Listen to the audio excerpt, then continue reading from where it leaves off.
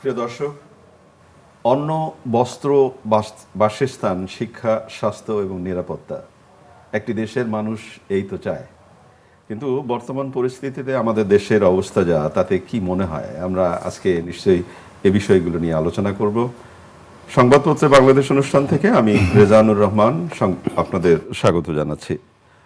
আমাদের অতিথি আছেন রাজনীতি.com-এর সম্পাদক শরীফুজ্জামান পিন্টু। কেমন আছেন? জি, ভালো আছি, ধন্যবাদ। শুরুতে যেটা বলছিলাম আপনাকে, যে ধরেন একটা দেশের মানুষের ন্যূনতম চাহিদাটা কি? অন্ন, বস্ত্র, বাসস্থান, শিক্ষা, স্বাস্থ্য এবং নিরাপত্তা। সেই জায়গাটা যদি ব্যত্যয় ঘটে তাহলে তো নানা ধরনের অস্থিরতা দেখা দিতেই পারে, দেয়। দেখি সংবাদপত্রে আজকে কি কি শিরোনাম আছে, একটু পড়ে শোনাই আপনাকে। দৈনিক প্রথম আলো: চোরা গুপ্তা হামলা, গুলি, অবৈধ অস্ত্র বড় চ্যালেঞ্জ, জাতীয় নির্বাচনের আগে সহিংসতা, ধর্মঘট প্রত্যাহার, কাটেনি এলপিজি সংকট। দৈনিক যুগান্তরের শিরোনাম: নতুন পরিস্থিতি সৃষ্টির অপচেষ্টা, সরকার, ইসি ও বিএনপিকে চাপে রাখার কৌশল। জাতীয় ক্যান্সার গবেষণা ইনস্টিটিউট ও হাসপাতাল, খোলা আকাশের নিচে ক্যান্সার রোগী। দৈনিক সমকাল: 10 মেগা প্রকল্পের 8টির বরাদ্দে বড় কাটছাঁট, রাশিয়ার তেল আমদানির জের, ভারতের উপর 500% পর্যন্ত শুল্ক অনুমোদন ট্রাম্পের। দৈনিক কালের কণ্ঠ: গুলি, হত্যা, অশনি সংকেত, সন্দেহের কয়েকজন রাজনীতিককেও 5 জনকে আসামি করে মামলা, স্বেচ্ছাসেবক দল নেতা মুসাব্বির হত্যা। দৈনিক ইত্তেফাক: ভেনিজুয়েলাকে অনির্দিষ্টকাল নিয়ন্ত্রণের চিন্তা যুক্তরাষ্ট্রের, স্ত্রীকে অনেক শত্রুর কথা বলেছিলেন মুসাব্বির। বাংলাদেশ প্রতিদিন: খুনের পর খুন, মুসাব্বির হত্যায় ভাড়াটে কিলার, প্রার্থীদের চেয়ে স্ত্রীরা বেশ সম্পদশালী। কালের কণ্ঠের শিরোনাম: অস্থির এলপিজির বাজার, সিসিটিভির ফুটেজে 2 কিলার, মনোনয়ন দাখিলে কোনো ভায়োলেন্স হয়নি। খবরের কাগজের শিরোনাম: শিবিরের জয়ের 5 কারণ, মূল্যস্ফীতি নিয়ন্ত্রণ হয়নি, বাড়ছে বিনিয়োগ খরা। আমার দেশের শিরোনাম: গণভোট নিয়ে রাজনৈতিক দলের নীরবতায় উদ্বিগ্ন সরকার। আমাদের সময়: পরিবেশ অসন্তোষ দল প্রার্থীর, ক্রীড়া মন্ত্রণালয়ের সিদ্ধান্তে সায় পররাষ্ট্র মন্ত্রণালয়েরও। আজকের পত্রিকা: অস্ত্রের মালিক 153 প্রার্থী। কালবেলার শিরোনাম: নির্বাচনের আগে অস্ত্রের ঝনঝনানি বাড়ছে, এমপিওভুক্ত হচ্ছে 1500 প্রতিষ্ঠান। আলোকিত বাংলাদেশ: এলপিজি সিলিন্ডার বিক্রি নিয়ে দিনভর নাটকীয়তা, ভোগান্তি। সকালের সময়: এবার নির্বাচনে 4.5 কোটি তরুণ ভোটার মূল নিয়ামক।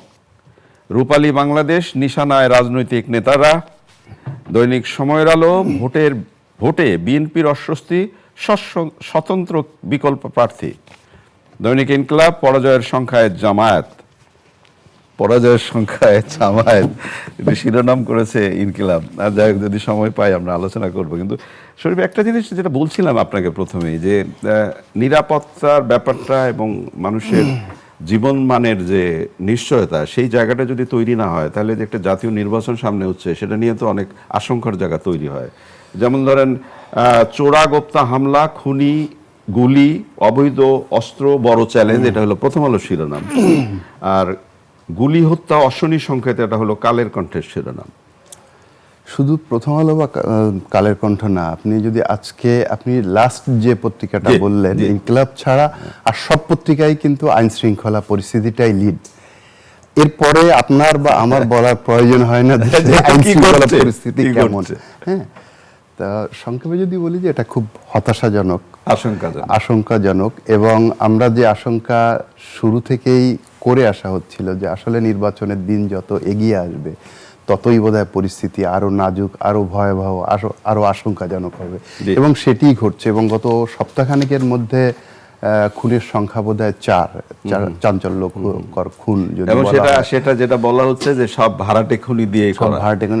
ভাড়াটে খুনি এইটা যেমন হয়, তার মানে সামান্য টাকা দিলে আপনি যে কোনো কাউকে খুন করতে পারবেন। এখন তো ওই যে খুন করাটা খুব ইজি, ভাড়াটে খুনি পাওয়া যায় আর কি, এবং খুব টাকাও খুব বেশি লাগে না মানুষকে খুন করার জন্য, হত্যা করার জন্য। সহজ সবকিছু। আর জাতীয় নির্বাচন যেহেতু সামনে, প্রতিপক্ষ এটা আছে, আমাদের সমাজে ছিল, আছে, থাকবে, দেখে নেওয়ার ব্যাপার এবং প্রতিপক্ষকে সরিয়ে দেওয়ার ব্যাপার, এটা তো আছে, থাকবে। এবং আমাদের আশঙ্কা, ভয় যে সামনের দিনগুলোতে এটা বাড়বে। যদিও আমরা আশা করি দোয়া করি, প্রার্থনা করি যাতে এ ধরনের ঘটনা আর না আপনি ঘটে। যেটা বললেন প্রার্থনা করার মতো আসলে কোনো কিছু নাই, আমরা প্রার্থনা আসলে করতে এই পারি। সময় আমাদের প্রার্থনা করা ছাড়া কিছু নেই। আপনি যদি দেখেন গত কয়েকদিনের যতগুলো ঘটনা, 4টে মার্ডার, কিন্তু ধরেন প্রত্যেকটা ঘটনা এক ধরনের ভ্যারাইটিস আছে। যেমন ককটেল বিস্ফোরণ, ককটেল বানানোর সরঞ্জাম, 2 জন মারা গেল। একজন আইনজীবী, মানে আপনি যে ককটেল শুধু ককটেল না, এই যে ককটেল বানানো হচ্ছে কেন বানানো হচ্ছে, নিশ্চয়ই সামনে নির্বাচন অবশ্যই, রেখে এটা অবশ্যই। ধারণা করা যায়। আইন শৃঙ্খলা বাহিনীও তাই মনে করে।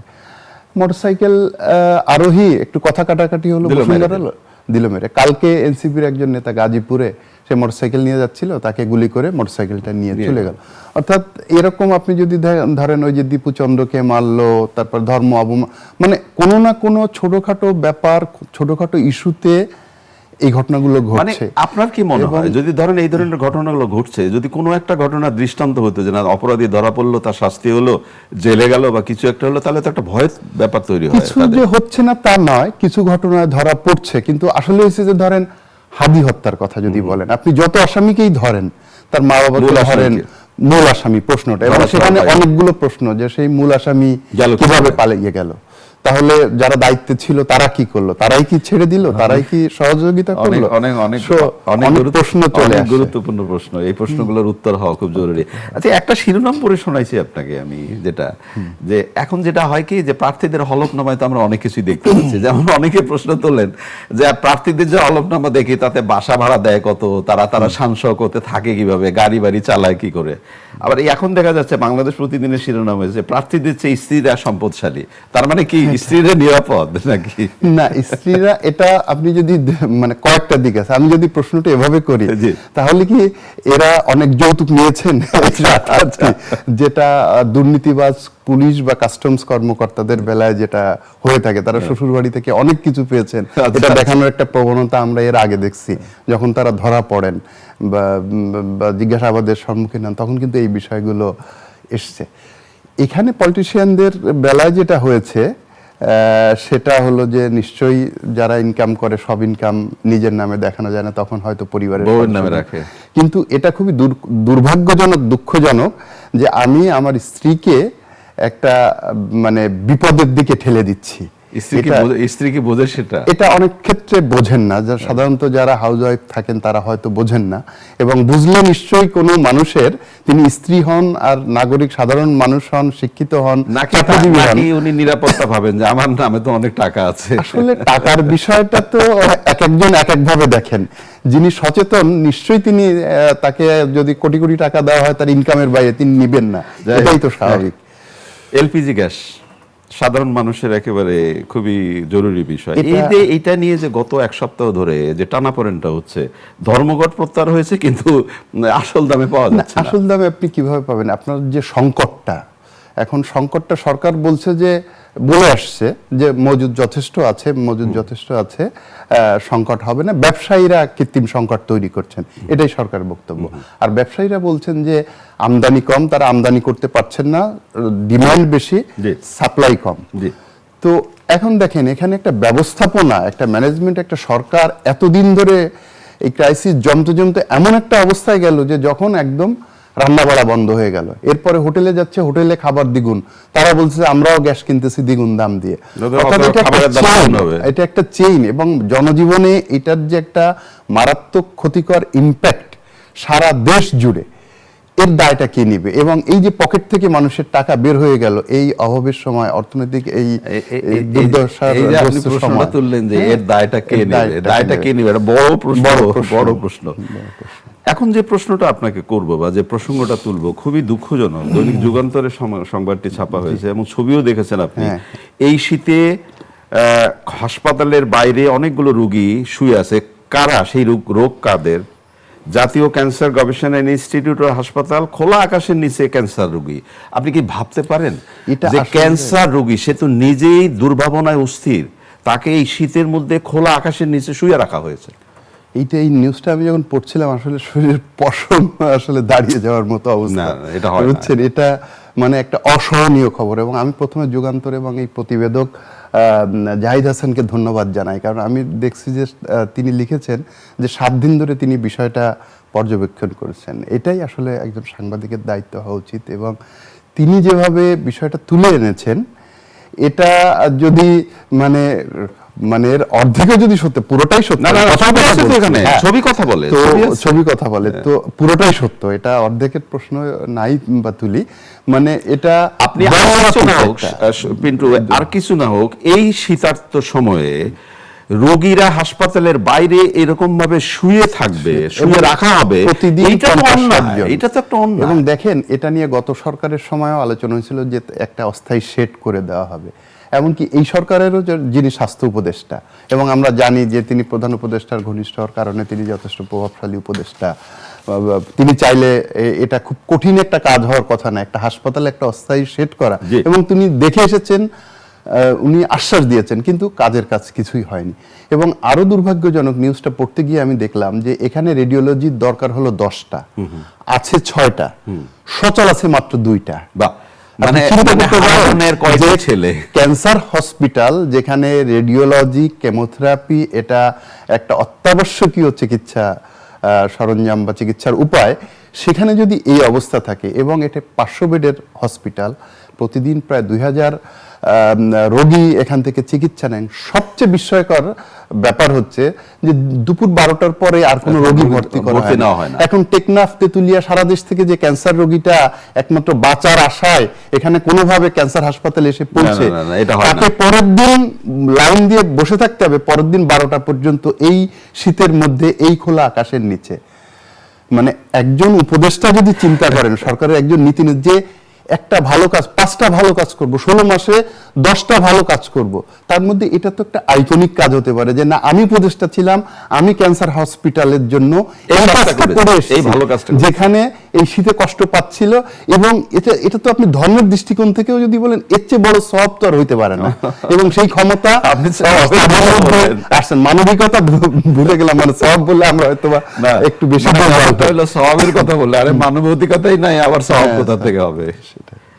গণভোট নিয়ে রাজনৈতিক দলের নিরাপত্তায় উদ্বিগ্ন সরকার। এই যে গণভোটের কথা বলেছে, হ্যাঁ না, একটা ভোট তো হচ্ছে স্বাভাবিক, আমি কোন প্রার্থীকে দেব একটা ব্যাপার আছে, এবং একই সাথে গণভোট, যে গণভোটের আবার যে ধারা 4টি প্রশ্নের যে উত্তর দিতে হবে কি দিতে হবে না, ধরেন প্রত্যন্ত একেবারে টেকনাফ, মানে ধরুন তেঁতুলিয়া বা পঞ্চগড়ের একজন একেবারে অতিশয় বৃদ্ধ একজন মানুষ, আপনি ওকে কিভাবে বুঝাবেন বলেন তো?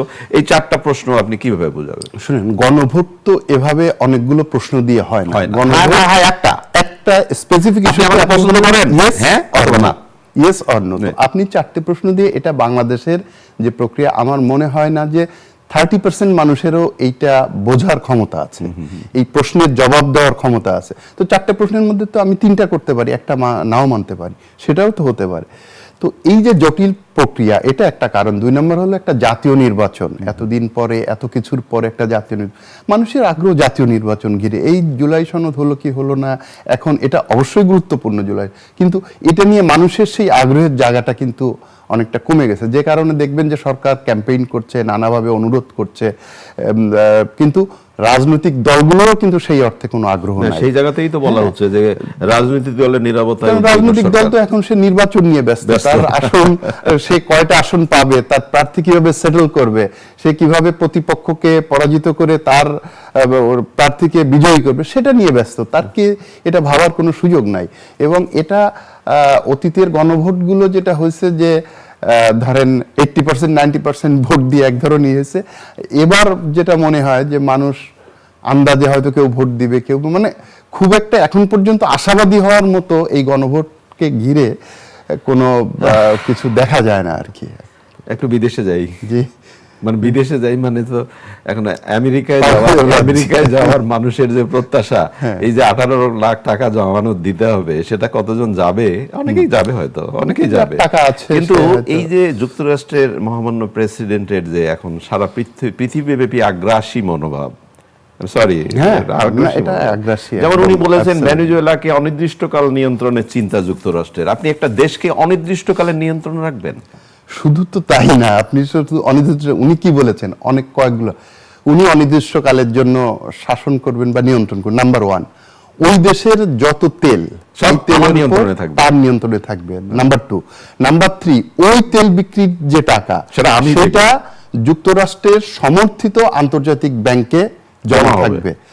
নাম্বার 4, সেটা হলো এই টাকা ভেনেজুয়েলা ব্যবহার করতে পারবে কিছু ক্ষেত্রে সিলেক্টিভ, যেমন কৃষি বা অর্থনৈতিক কোনো, মানে আমি তোমাকে কৃপা করে কিছু দিব, কিন্তু সেটা আবার কিনতে হবে যুক্তরাষ্ট্র থেকেই। Oh my God! মানে ওই তেলের যে টাকাটা ভেনেজুয়েলার, সেটা যুক্তরাষ্ট্রের জিম্মায় থাকবে এবং সেই টাকা দিয়ে আবার যুক্তরাষ্ট্র থেকেই পণ্য কিনতে পারবে, অন্য কোনো মার্কেট থেকে কিনতে পারবেন।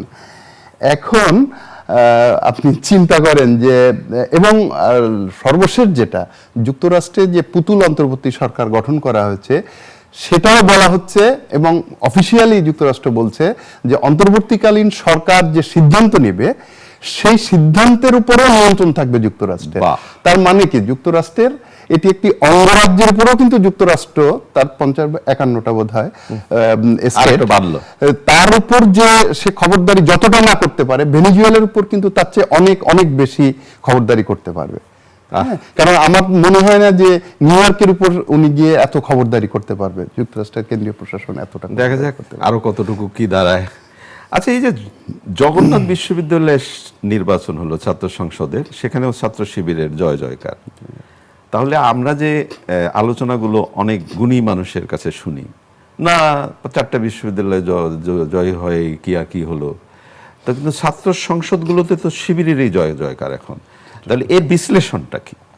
ছাত্র শিবির কেন এত জনপ্রিয়? এই বিশ্লেষণটা একটু বেশ বড়, আসলে ছোট কেন আমি প্রশ্নটা করলাম, আমরা দুজনেই আমাদের যে পত্রিকায় কাজ করতাম, আমরা আমাদের ছাত্রবিদ নিয়ে কাজ করতাম, শিক্ষা নিয়ে। মানে ওল্ড পলিটিক্সের যে চিরাচরিত যে যে সেই জায়গা থেকে হয়তো ছাত্র রাজনীতিটা সরে গেছে, তাই অনেকটা সেটাই মনে হয়। এবং যে রাজনৈতিক দলকে দেখে ছাত্র সংগঠনকে ভোট দেওয়ার যে রেওয়াজ, সেই জায়গা থেকেও অনেকটা বিচ্যুত হয়েছে, যে এই রাজনৈতিক দল বিএনপির ছাত্র সংগঠন বলে ছাত্র দলকে ভোট দিবে, নট দ্যাট। এখন ছাত্ররা এই যে জেনজি যে জেনারেশনটা, তারা বুঝতে চায় যে ভদ্রতা, নম্রতা, কাজকে তাদের পাশে দাঁড়াবে এবং কে সন্ত্রাস করবে না। হ্যাঁ, তো এই ক্ষেত্রে দেখা গেছে যে এতদিন ধরে যে প্রিপারেশন ছাত্র শিবিরে, আমি আপনাকে ছোট্ট করে একটা প্রশ্ন করতে চাই। এইটা তো ঠিক আছে, আপনি যেটা বললেন এটাই বাস্তবতা, যে আমাকে যে একটা সোবার একজন নেতা আমার সাথে পাশে দাঁড়াবে, আমার জন্য কথা বলবে, কিন্তু এই জায়গাটা কি তরুণদের স্পর্শ করে আদৌ? যে 71 বলে একটা শব্দ আছে, একটা 71, এই মহান 71-এ যে একটি ঘটনা ঘটেছিল, সেই বিষয়গুলো বোধহয় তরুণদের অতটা করে না। এইখানে যেটা হয়েছে যে এই জেনজির কাছে 71 কিন্তু আমরা 71 থেকে তারা অনেকটা দূরে। তারা আমরা যতটা জানছি বা আমাদের আগের জেনারেশন যারা মুক্তিযুদ্ধ করেছেন, তারা যেটা ফিল করেন, আমরা অতটা কিন্তু আমরা পড়ে শুনে যতটা আমরা মুক্তিযুদ্ধের চেতনাটাকে আমরা ধারণ করি, দেশকে ভালোবাসি।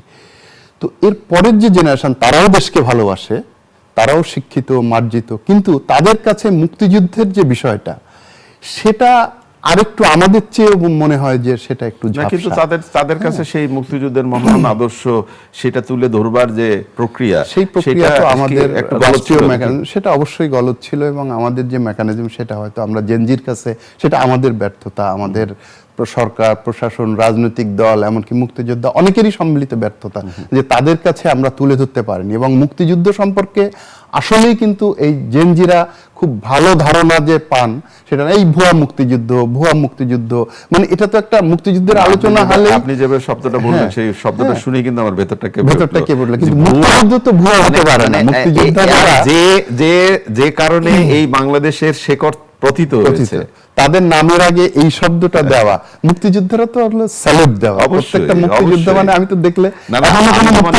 মনে করি আমি যখন আমি স্যালুট করব, আমি 24-কেও আমি গ্রহণ করব, অবশ্যই গ্রহণ করব, সেটা একটা ইতিহাসের অংশ। কিন্তু এই যে বিস্ময়কর একটা পরিবর্তন, এবং সামনে নির্বাচন আর ধরেন 1 মাসও না, তো সেই জায়গায় সবাই তরুণদের কথা বলছেন, 18 কোটি মানুষের কথা সবাই বলেন, প্রত্যেকটা দল বলে 18 কোটি মানুষের পক্ষে আমি কথা বলছি, তা সবাই 18 কোটি মানুষের দল, কিন্তু তরুণরা কার দলে?